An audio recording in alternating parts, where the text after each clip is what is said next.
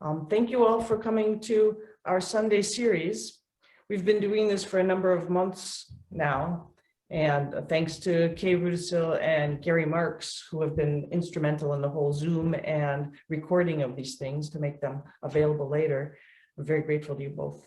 But we've been doing these for a number of months, and when we first started, it was purely solo stuff, solo. But as in various places, this COVID thing is resolving.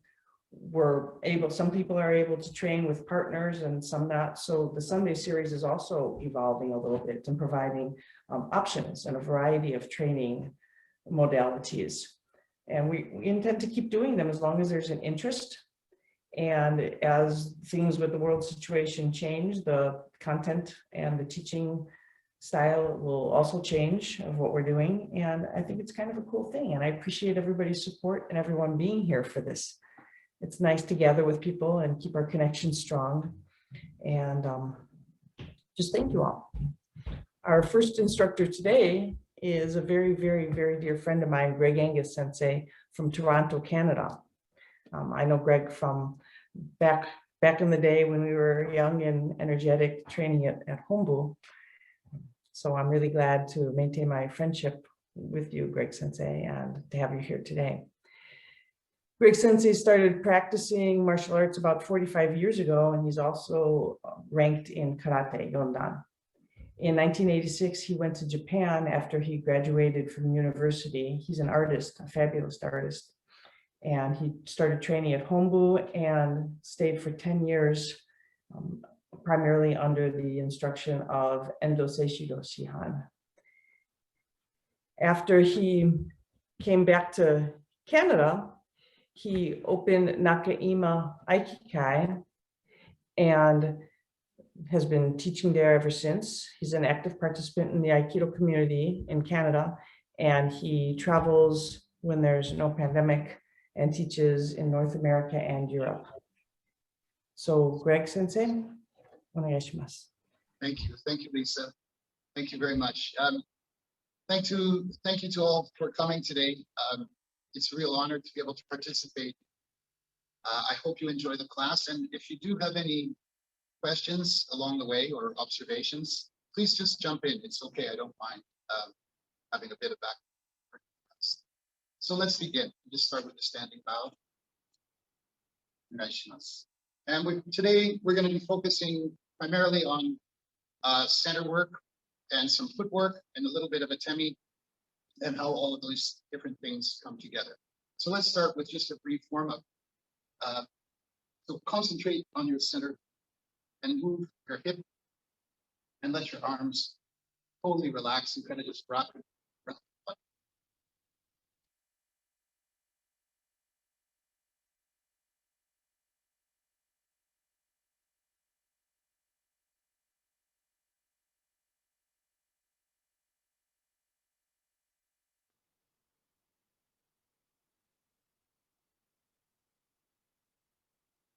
And just move down, warm up the larger muscle groups.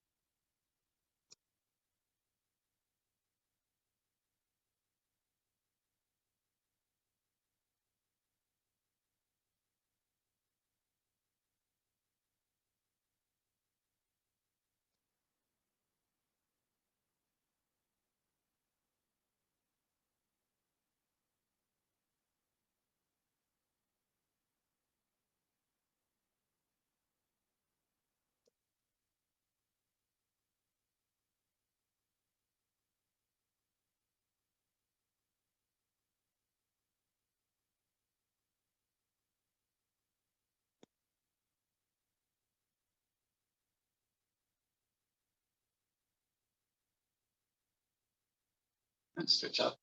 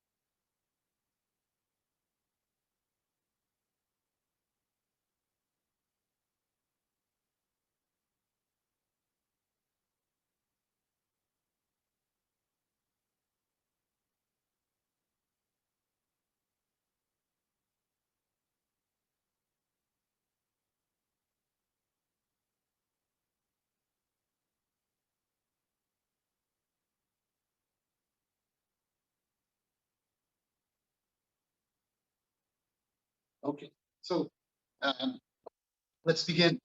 I'm sure most people have been practicing for a very long time. And in Aikido, we talk about the center a lot. Um, what I've found with people that are new to Aikido is they, of course, they understand the concept, they understand the word, but they really don't know how to find that center or how to generate that center. And I've been thinking about it for a long time, and there are just a few things that I'd like to share with you that might help in the investigation. So first thing is, just in the way that you're standing, when you're standing in natural stance, please unlock your knees so your knees are a little bit straight, and tilt your pelvis up, not back like this, but actually tilt it up a bit. Pull your shoulders back. Don't stick your chin out too much, just keep it tucked in nicely, and try to find that spot for yourself. Again, you know, people that have been practicing a long time, of course you know these things, so please indulge me in this here. Okay? Now, as we did at the beginning of the class, I'd like you to think about your center here and here, and it's about the size of a marble deep inside of you. And that marble just spins around. If you've ever seen a fountain with a ball on top of it, and the ball just moves in all kinds of directions, that's one way that we can think of our center. It's just this constantly moving sphere, very small inside, actually smaller than a marble. But let's go with that for now. Now we'll go back to this exercise. So that marble is moving around inside of you. And now you need to engage it. And to do that, you're going to concentrate on this area, pelvic area here, and it's going to turn. The way we begin is pulling our left hip back, boom, and kind of dropping into it. And your arms will just swing by themselves. Then you change the other side to the right side. You pull it back and drop. And so on. And I do this at the beginning of all of my classes, just to remind people about that feeling here. And also this one that we just did, where you unhinge your knees and drop your arms, that also helps with this idea of dropping your hip and pulling it back. Okay, so those are a couple of ways just to get a bit of a feeling for the center. Now, if we talk about tummy, a lot of people will have their foot straight in the front, which is, I think, the way most of us were taught at the beginning. What I've discovered over the years is it's really useful to open your foot slightly. Not too much, because you have to be careful of your knee. But if you line up your heel and your front toe, your big toe, on a line, that just opens your hips up a little bit. If we stand straight, my hips are here, right?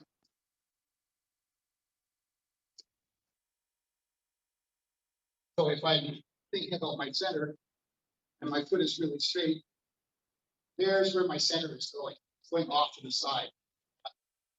What I really want to do is bring it to bear on my partner right in front of me. So that's why I've come to open up my front foot in the past 2 years. And the second part is your back foot.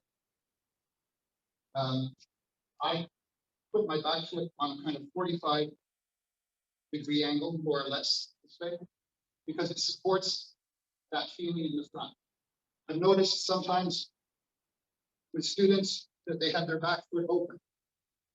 So now I'm not really anywhere. I'm not forward, I'm not backwards. I'm just kind of wobbling in the middle. So a couple of suggestions: that open front foot and the 45 on the back for your hump.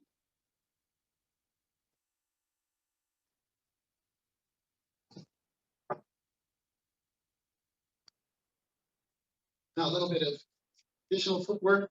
Let's just move in. How do we move in from the cross? I'm going to step into the top right-hand corner and move in this way.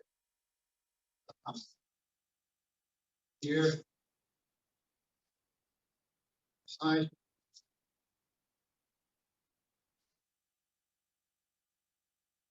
When I do that, I think it's important to encourage people to sink down into this way, not to stay the same height here. Of course, it's possible, but I don't feel any real engagement in the movement here. This way, I'm starting to get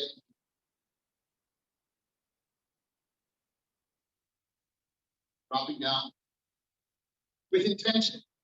Intention is another word we use for teeth. And where's our intention? Here. And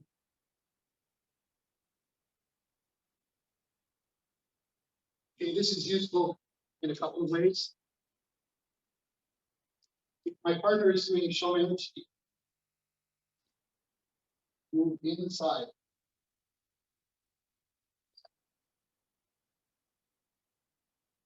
So you move right into their space. If I don't have that intention, that feeling, and I'm moving in a kind of casual way, oh, now I'm in trouble. So that's the idea of just moving like, no, now. in trouble. If I put my intention behind it, then it works better. So let's practice that a little bit. Moving in deeply and dropping your center.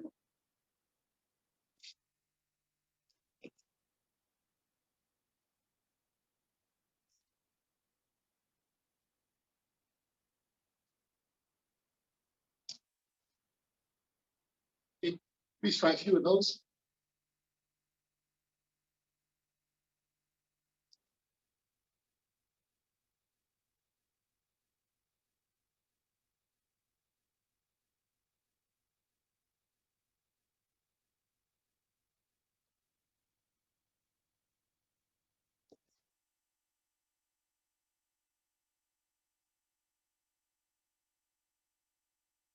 Yes. So let's add a temi to that. Here.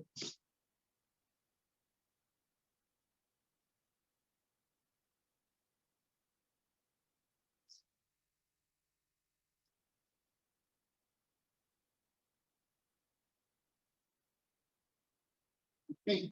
So what I'm doing is I'm waiting a little bit. I'm trying to catch his timing. He's initiating a movement and then I'm responding to it.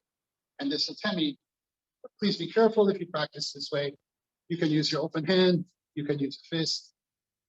But when I do this in a dojo with a partner, I never aim for their chin or their throat. I just touch my fingers to the top of their chest, just for safety reasons. Okay?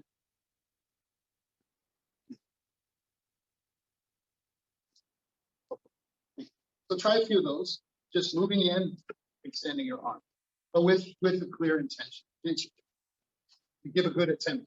If your atemi is not convincing, nothing's going to happen, right? You need to disrupt your partner in some way, and atemi is a great one for doing that. So please practice with that intention.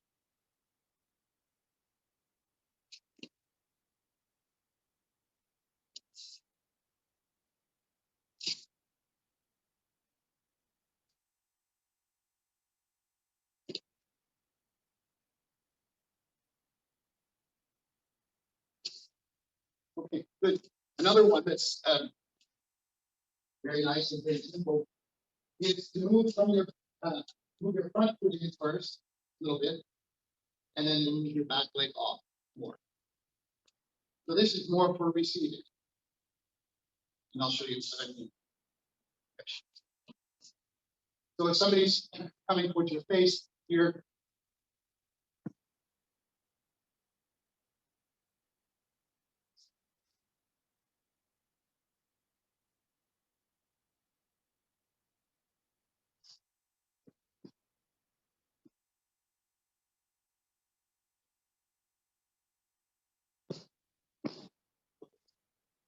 so here catching, bringing it down, catching it.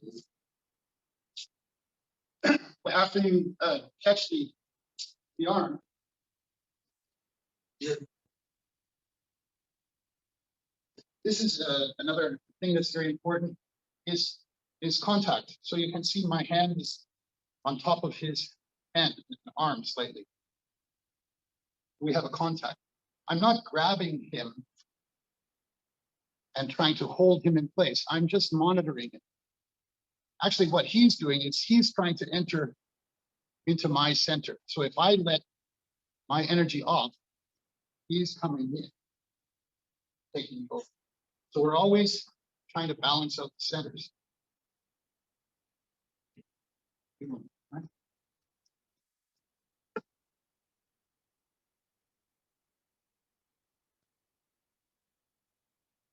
So this becomes interesting. It leads to all kinds of things. So now we're equally matched on this line, on our center line.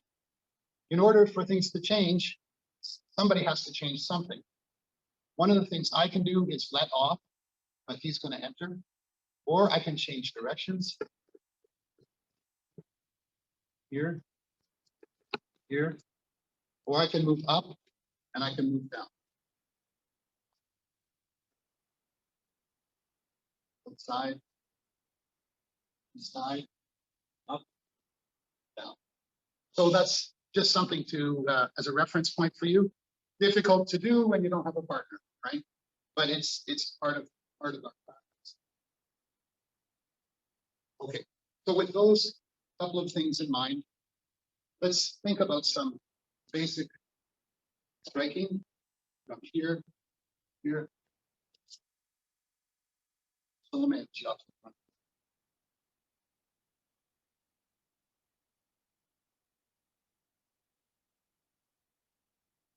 Okay, so everybody's done this thousands and thousands of times. So I just want to say a couple of things. There's a lot of bad attacks and atemis in Aikido because we don't have the time to practice it. There's a lot of things we have to work on. So a couple of small points I hope you might find interesting. When you raise your hand, open your palm slightly. Here. You bring it down, twist your hand at the very end. So this will do two things. It will help you to control your strike, where you want to put it, and it also increases the power. It doubles it with this little snap on the end. Here. It's really useful. This can be used, of course, for yokomen as well. Here. And for sure for ski. Here.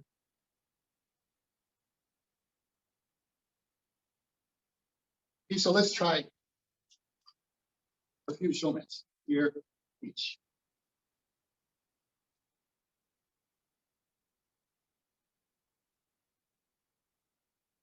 Okay, and change sides.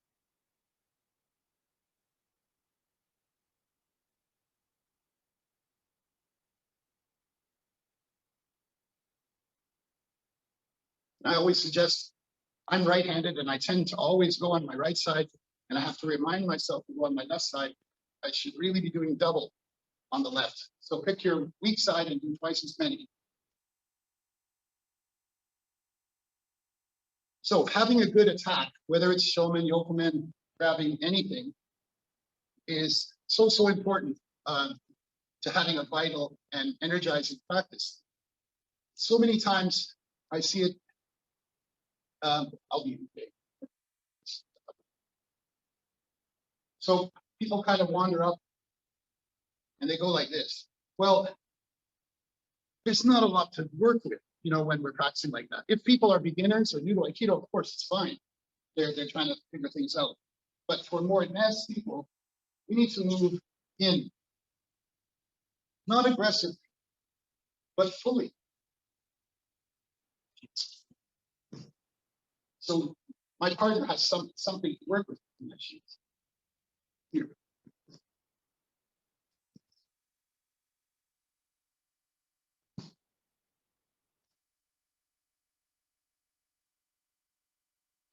Because if he just kind of casually walks up and grabs me, and there's no contact, there's no nothing, I either strike or preferably I just sleep. You know, so we need to develop that kind of energy. The same is true with shomen.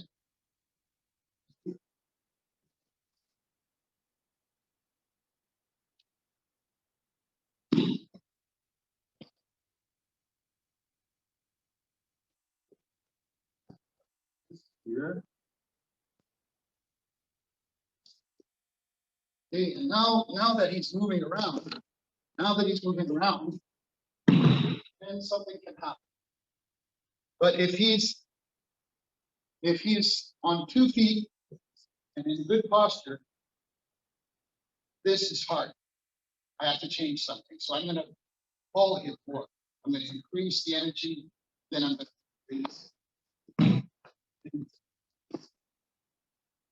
So these are some sort of fundamental ideas that I like to work with. So let's go back to our shomen, and we'll do shiho gi, four-sided cuts. So each turn 180 degrees, straight to the left hand, each turn to the right, down, Chi. And then back to the front. Ich, Ni, San, Chi. Ich, Ni, San, Chi. One more time. Ich, Ni, San, Chi. And one more. Ich, Ni, San, Chi. Okay, great. If you have a sword or a stick of any kind or anything like that lying around, please grab it.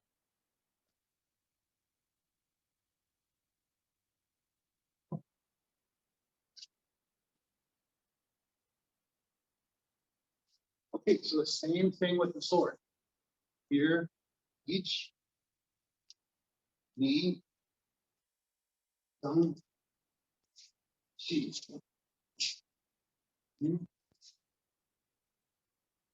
Each, ni, san, chi. Each,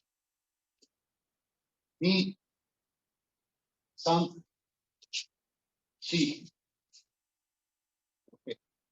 Well, one thing that I find really nice about this is after the first cut, and I have to prepare myself for the second, this feeling here of coming up, preparing, and cutting, and coming up, preparing, and cutting, and to have that become smoother and smoother and smoother, so there isn't any gap. So it's not like this. No, nice and smooth. 1, 2, 3. If you've ever seen Tada Sensei doing hapodiri, 8 direction cuts at the All Japan demonstration, he's been doing it for years and years and years, and he's so smooth and he's so quick, and it's always something that I look forward to. So one more time, each, ni, san,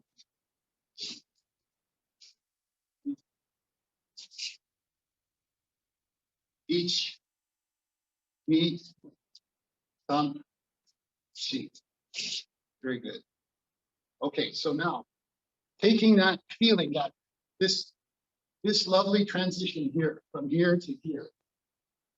Let's work on that now with our empty hand, our shomen. So 1 here, 1. Now it's going to be your left hand. Your left hand's going to raise up. 1, 2, 3, 1, 2. Now my right hand, 3,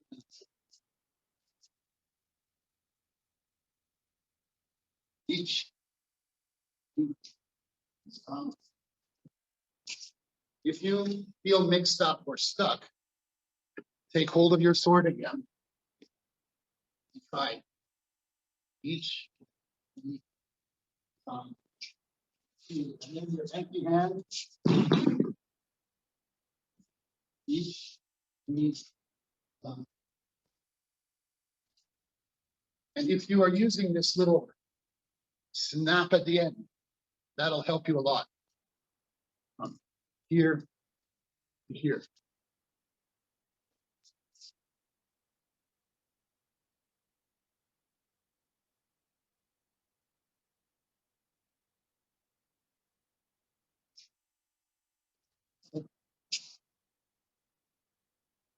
That's it.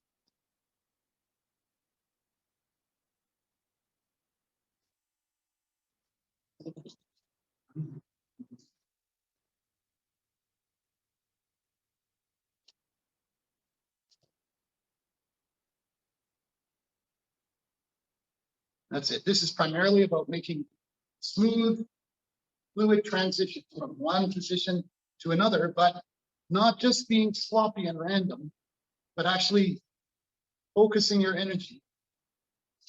1, 2, 3. Okay.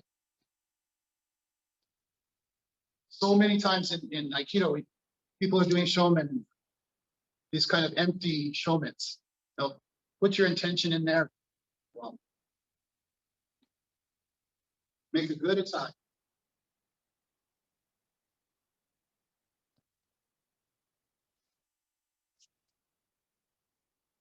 Now, I think soon we'll all be able to practice together in person, and then we can start to work on our ukemi and partner practice and the timing and the relationships that are happening there. So going back a couple of minutes to we'll do kind of a showman ski this way this time.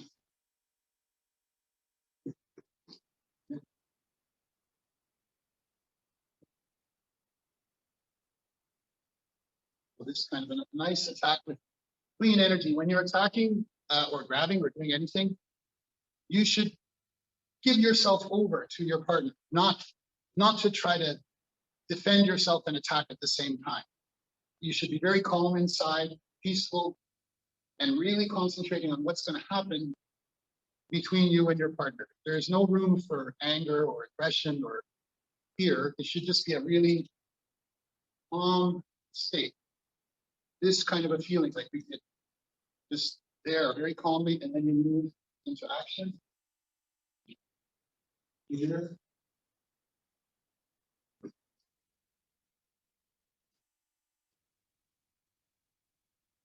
So my response is to connect and then to cut.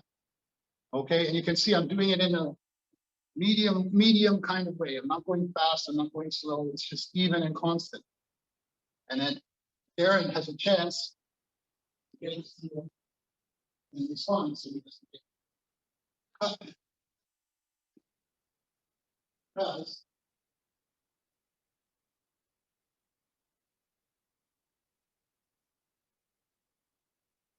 here to use a small stick representing a knife.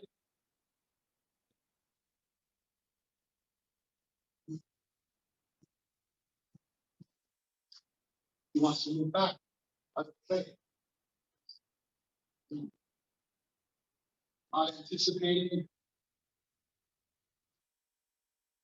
Okay. So a combination of good atemi, clear attacks, proper footwork and movement, and also contact are really important and useful, and they make the practice so much more enjoyable, so much more dynamic and transformative. So I hope that's useful for you. Now we'll work with some ski here. Okay. And we're going to use that same footwork, that same entering in footwork. We're going to cover.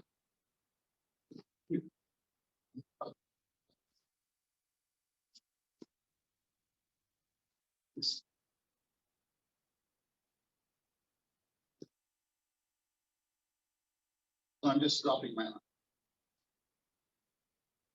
Now I'm going to add a temi at the same time.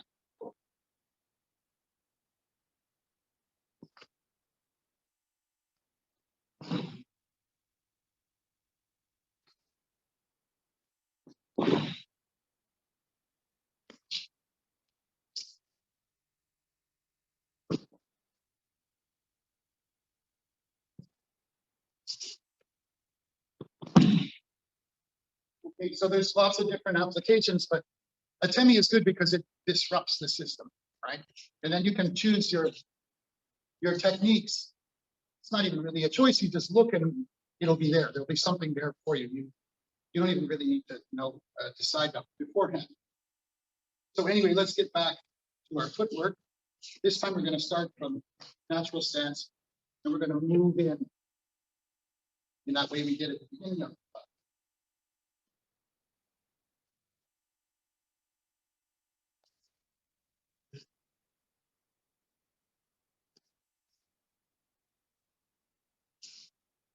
Okay. Now, as you move in, moving in with your right leg, you're going to drop your left arm. This is a simple arc down to cover. Just covering, not trying to smashed out of the way. I just want to make sure that I'm here this way.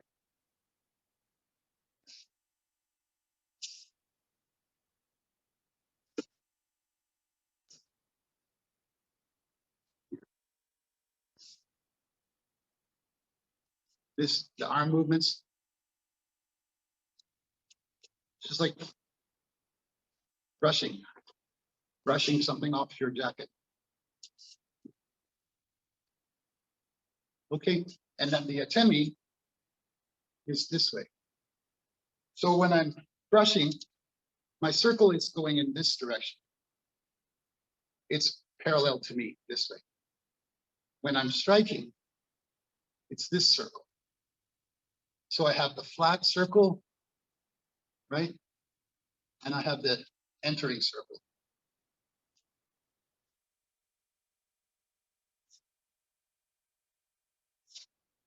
And then you combine with your footwork.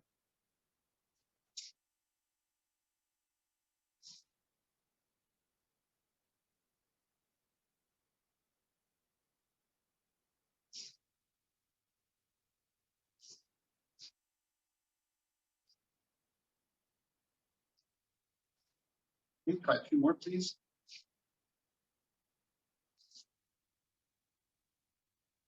That's it. And try to coordinate all of your movements.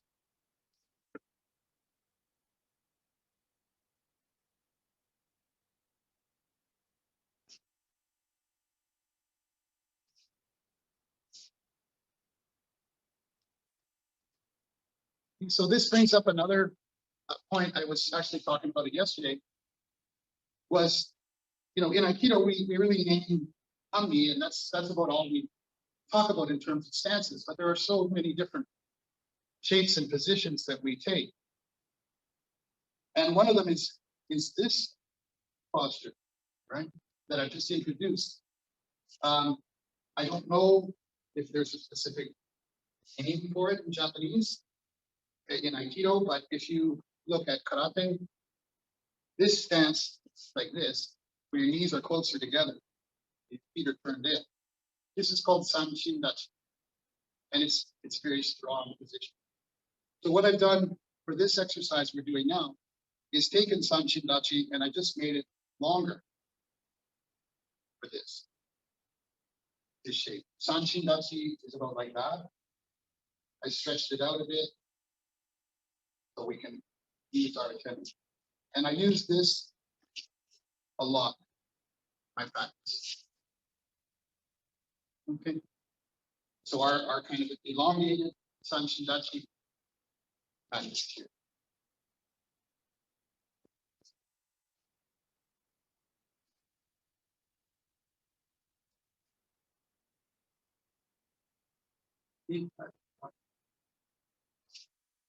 I think something another thing that kind of comes up.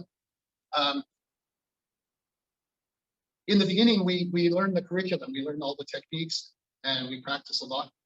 And we kind of endlessly do that. We keep refining and refining and refining. And then for people who practice for quite a long time, they will talk about the feeling more. How does something feel? And I find that very interesting. And I think it's useful because if I stand this big and I try to do what we're just doing, I don't feel good. I don't feel right. It's too long. It takes me too much time to shift my legs. I feel overly exposed. I feel all kinds of things. So in this case, this movement, this becomes for me, not for me. This becomes a stance. This becomes a shape because it feels right. And I can move again easily in all kinds of directions after that. So I think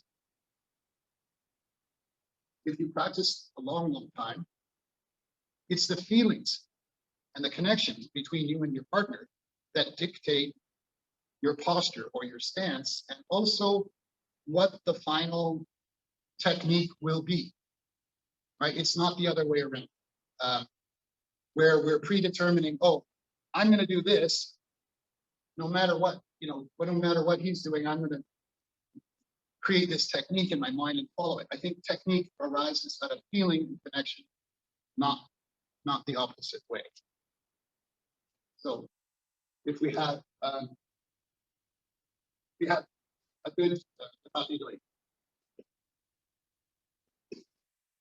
for example. So he's stopped here. Darren has stopped here. He's not entering anymore. He's not doing anything anymore. So my feeling would be go home like that. Send him home, right? If he's attacking and he continues to move into my center, okay, now I have to change something. That's what I meant when I was talking about a sincere and positive attack. So then I can keep my center and I can follow his movement up to a logical conclusion. I'm not lifting my arm. He's lifting my arm. He wants to push me back like this. So what I need to do is not let that happen and get out of the way. I do that by turning.